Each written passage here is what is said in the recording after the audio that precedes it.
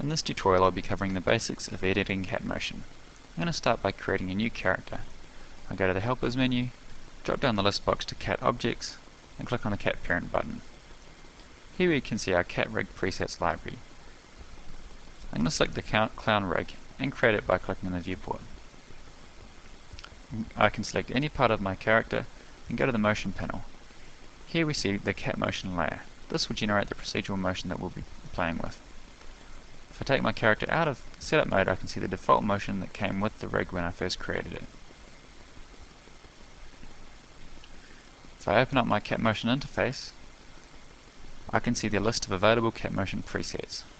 I'm going to start by loading an already existing preset called Human Run. This run was created for a different character, so it does not quite match the character I've loaded it onto.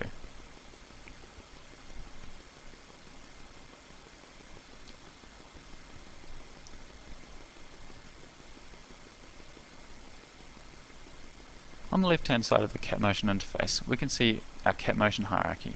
This hierarchy roughly represents the structure of our character. We can see we have rib cages, pelvises, and heads, and the bits that are attached to them. One of the basic problems with this run cycle is it's not very clownish. So one thing I'm going to do is adjust the head pitch, which is the nod and flop of the head as he runs along. Firstly, I just need to make more of it.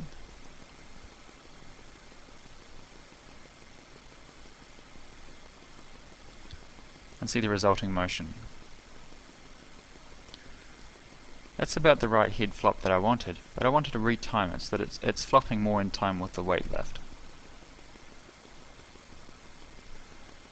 Now the flop of the head is just after the lift of the pelvis, which helps make the head look heavy. I go to the pelvis lift graphs. I want to lift the pelvis up off the ground a little bit more.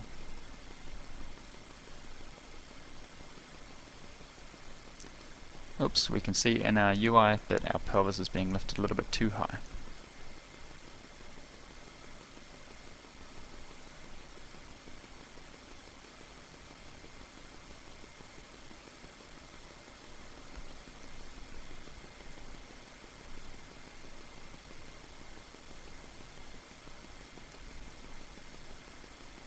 That looks a little bit better now. The arms of my character seem quite awkward. I'm going to go back and focus on the arms now. The swing of the arm swings it forwards in the x-axis, and that seems about right. There's a graph called cross swing, which seems completely wrong, so I'm going to reset it by clicking on the reset button. Now the elbows aren't poking inwards as it swings forward in the front of its swing.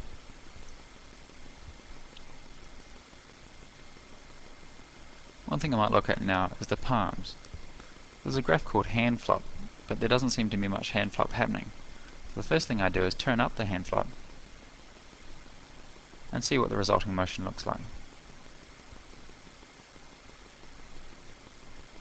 I want the hand flop to really suggest a lot of secondary motion. This run wants to look really floppy. So I adjust the timing of the flop.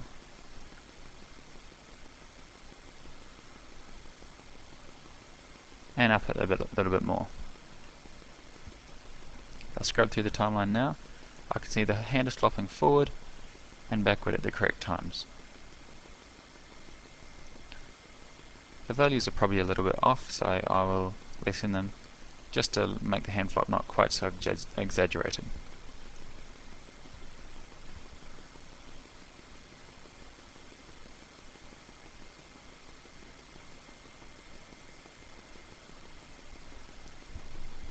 Once I'm happy with